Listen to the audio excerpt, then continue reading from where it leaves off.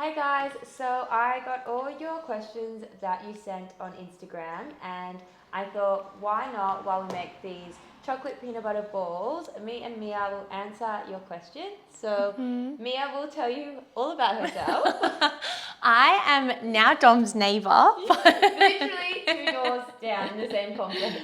but I'm also the owner of Innrmst, which is an online platform for young girls, and I'm a certified life coach and Pilates instructor. She's basically a walking angel.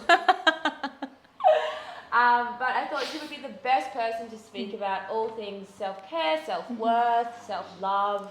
So yeah, I might start this. Do you want to pick a question? Sure. Do we need to talk through what's going in, On the or are you going to put recipe? Well, I actually just realised that you can blend your oats in the Nutribullet and you have oat flour, so you don't need to buy oat flour and have oats. So that was super easy and quick. So putting 1¼ cups of oat flour in the mix. Beautiful. Okay. What healthy ingredients are always in your cupboard? I like that. Well, you go first. What's always in my cupboard? I always have olive oil. I'm weird with like a good quality olive oil on fresh stuff. Yeah. What else is a staple? What's your staple? Well, it's some sort of nut butter. That would be in yours for sure. The amount of peanut butter I have is my cupboard. But I was going to say, like, often my pantry isn't super full. I love, when I go to supermarkets, I spend majority of my time on the outskirts. So I'll go the fresh fruit, fresh vegetables, fresh fish, anything that needs to be refrigerated. But something I'm loving at the moment is edamame pasta, which is in the cupboard because it's just super nutritious. It's just edamame, and if I'm lazy to cook, I could even just get like a plain passata. Yes, yum. And it's high in protein, and I'm loving that at the moment. And I do love corn thins. Oh, do you? Yeah, they are with yum. charcoal bread, gluten-free charcoal bread. Dom, I'm obsessed. Since you talk, I like go through it. I need to stop getting that from Bake Bar. It's so, they sell it at Health Emporium. Yeah, it's so It's good. really good. What other staples do we have? Like, I've just started getting this bone broth concentrate. It's like I'll actually get it. I'll actually get it because we're here. And I love it because you can just you add it to everything. Yeah. And it's literally just bone broth and blah, blah, blah. You put it in warm water and it's beautiful. Yeah. I love that. Love that. I can't think of anything else. Yeah, I feel like I'm very much always avocados, apples. I've always got like salad. Oh, I do always have like a quinoa that I can cook up and I meal prep that for the week. Yeah, yum. But yeah, I just feel like I don't go to the pantry too much. I more go to the fridge. I agree. And that's some of my favorite time in my day is going to like the Health Emporium, getting my little veggies and deciding what I'm going to make. Absolutely. How do you overcome having a bad day/week? Well, my biggest thing is that I journal at the end of every day. So if something has upset me in the day or triggered me, I let it out on the page and I don't let it impact the rest of the week. The way I structure my journal every day is I write, I will let go of, I am grateful for, I will focus on. So say something at work has happened, I will let go of it. And then I will look at what I'm grateful for, and I feel like that really puts you in a good mindset because you're now focusing on what made your day that day rather than what upset you, which is probably the small part of your day. But as humans, we tend to really focus on those little things. So I think journaling is a massive one, and 100%. also realizing that you have support from your friends and family, and you know, you should have the circle around you that you can get support from. So if you feel like you don't, maybe that is something you need to look at. Maybe you need to join groups where there are more like-minded people. Yeah, I definitely think having the support is huge. So important. And something that I've been learning as well is I feel like so many of us put pressure on ourselves to feel happy all the time. It's like that toxic positivity of like, maybe you feel a bit crap one day, but you're just like, need to get over it because I can't feel this. But I think sometimes if you don't allow yourself the space to actually feel it, then it stores within you and you kind of bottle it up and it builds up, and maybe you start to, you know, like be agitated by other little things. So I think just allowing yourself time to feel it. When you feel things, it kind of flows through you, and you it's way easier to let it go. So give yourself time to actually process, feel the Yeah. feeling, and don't put too much pressure on yourself to feel a certain way all the time, because every feeling is valid. And yeah. I think also what I've learned through a lot of my meditation practice is when something happens to you, you are holding on to that negative energy. Yes. So if you actually don't work through it and get to the other side of it, it's always going to be there. Yeah. So yeah, it's Totally. really positive. It's really important to focus on when something does happen, how am I going to get from A to B? Yes. Don't just mask it. Don't go out partying No. to mask a feeling. Yeah. And also just speaking about your feelings and being truthful and honest to yourself. And the coconut oil's in there. Oh, That's yeah. Oh, it's in, That's why, Yeah, I know. I thought you were doing that on purpose. We've had the microwave keep beeping at me. I was like, wait, I put that in there. No, I knew it was there. Sorry. I was going to say something. What was I going to say? Oh, when you're having a bad day, these are like, because I feel like our brain works in questions, like what you ask yourself. So you can be like, oh, why does this always happen to me? Why do I attract these types of guys in my life, whatever. You can ask disempowering questions or empowering questions. So if something happens to me, I'm always thinking like, what is this teaching me? How can I grow from this experience? How can I use this to learn and become better? And when you ask yourself a question, your brain comes up with the answers. So that's like a productive way to look at situations and take them to like grow and become better.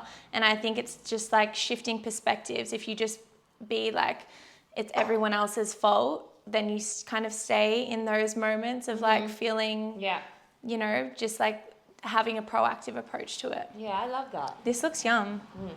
So what have we added? Oh, sorry. Cooking away. So some I've done oat flour. 1¼ cups, and I've done half a cup of peanut butter, and then Maple 4 syrup. tablespoons of maple syrup, 2 tablespoons of coconut oil, and now I'm just about to put a dash of vanilla essence. Yum. Hit me with another question. All right, honey.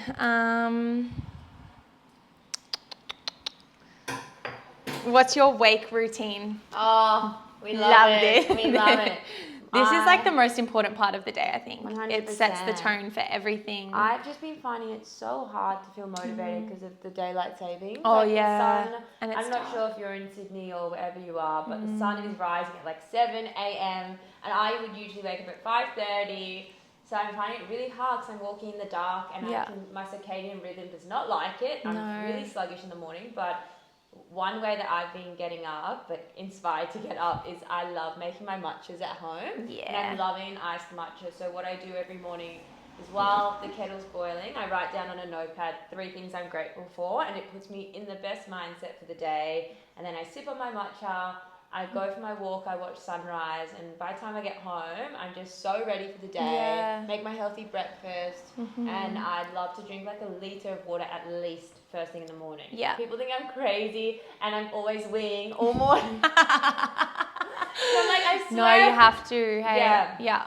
What Because about your body you? actually becomes dehydrated as you sleep. So it's actually like so important to refuel yourself and hydrate I yourself. think also for your bowels. Oh, yeah. For me, you need your water in the morning. Yeah. Okay? 100%.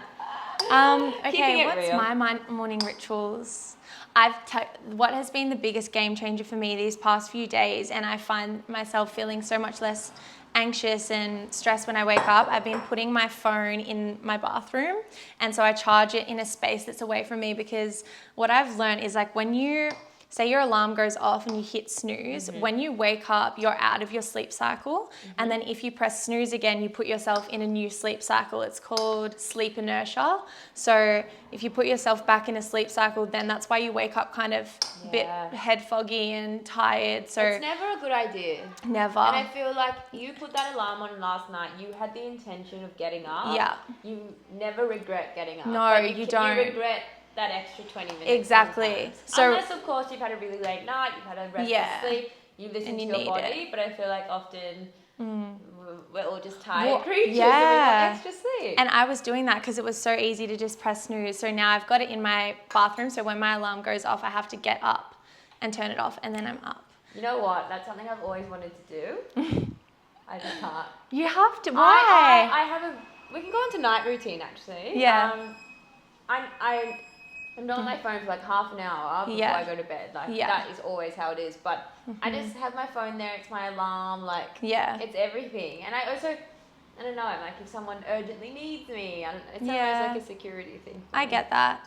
I try to do the half an hour when I first wake up in the morning. I like, if that, you know, I turn my alarm off. I have my warm water. I kind of sit. I do my journaling as well. I actually try to do gratitude before I even get up in the morning, like before I put my feet on the ground. Like that's my first thought as soon as I wake up. That's beautiful.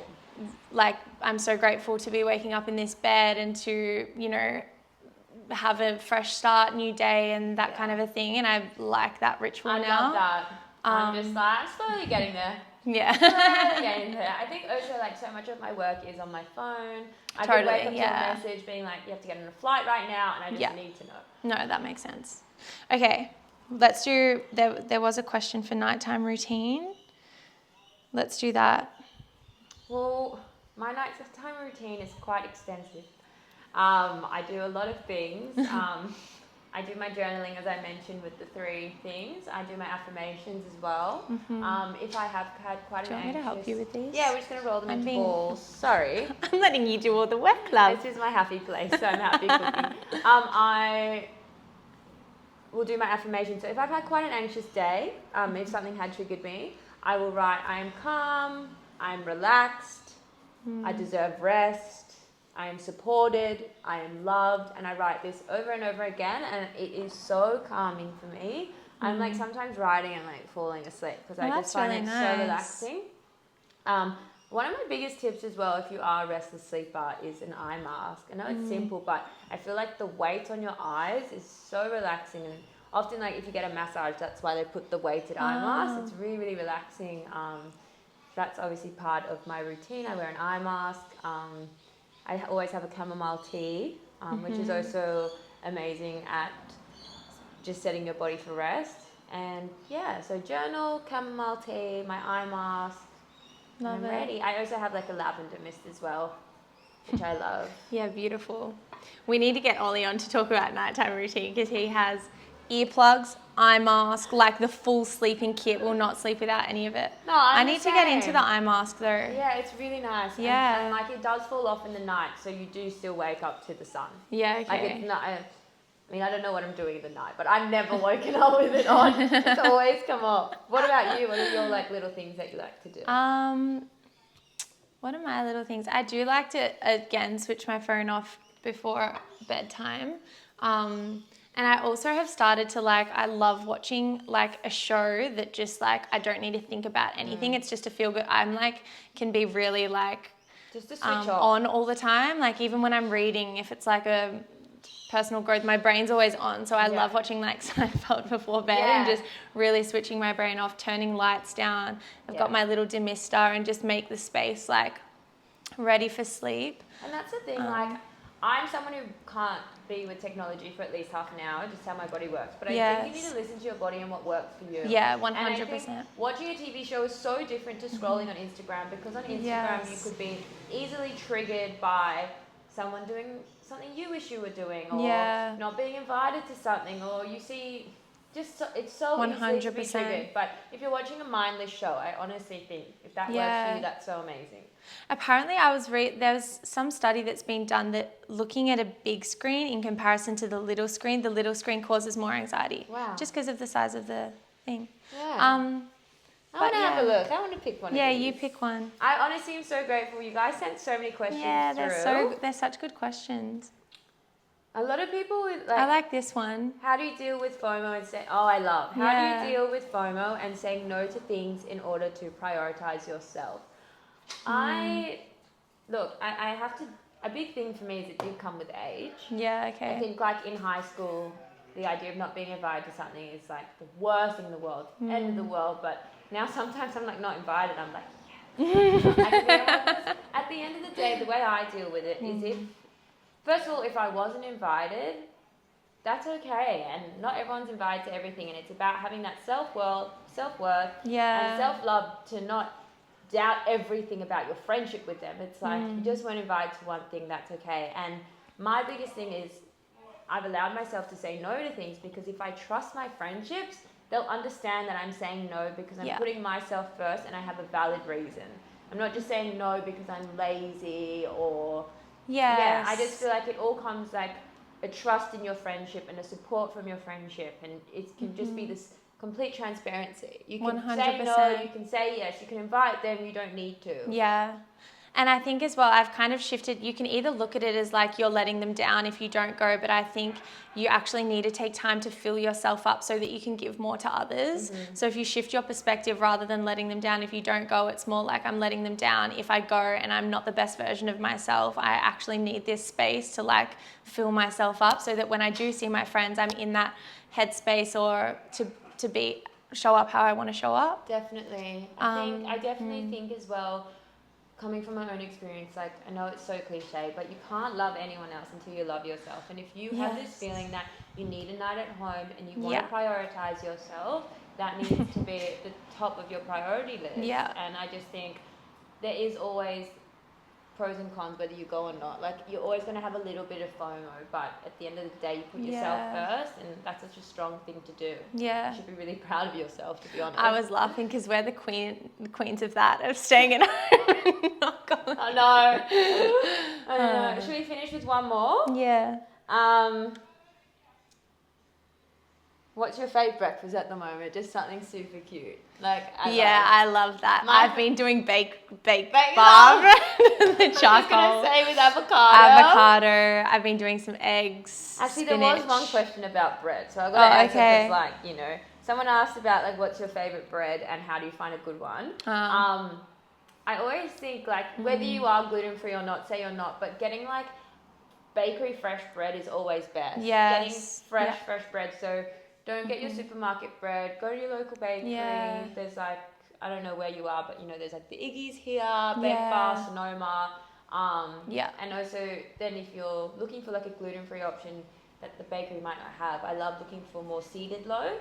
Yeah. And you have to also accept it's a different texture. Yeah. I think people go in thinking, oh, this doesn't taste like bread, but it you get used to it. in texture. And you do get used to it. Yeah. I love nuts and seeds. Like I think I'm a bird in a past life. Yeah, but I'm the same. I like nibble on my nuts and seeds. So when there's like a piece of bread and you can see the nuts and you can see the seeds, I'm like, that is delicious. Yeah, that's true. And I also think like I've always been quite healthy. My family's, I've been brought up in like quite a healthy family. So I've always loved vegetables, but I completely understand like if you're trying to change your life and become a healthier person, like it's hard to just go from, you know, eating white bread to then eating seeded bread. Like don't be hard on yourself. It's all about moderation, really. Yeah, it is. And it takes time. I can't talk on this because I've been celiac since. Oh yeah. I don't know the difference. Beautiful gluten-free bread. I know there is. I love gluten-free bread. But yeah. Is there any more? Like, we got honestly so I many. know. I've got to put these in the fridge. Yeah. And I will show you what these look like after. I'm going to do a chocolate drizzle on top. These are actually really, really nice to have like as an afternoon pick-me-up or after dinner. Gluten-free. Oh, they're not gluten-free. They've got oats. But they are vegan. You could probably do gluten-free oats. Yeah, if you can find. You could. To be honest, you could do almond meal. Yeah. Yeah, they'd be a bit drier. Yeah. Okay. But they would still be good. Maybe just do a bit more maple syrup. Yeah. I will tag whose recipe this is as well. It's a beautiful girl sent it to me. And yeah, thank you guys so much. I hope you enjoyed this. If you liked it, let us know in the comments because we're neighbours, so we can do this all the time. And I'm baking anyway, so we may as well answer your questions. But yeah, hope you guys enjoyed. Thank you. Bye.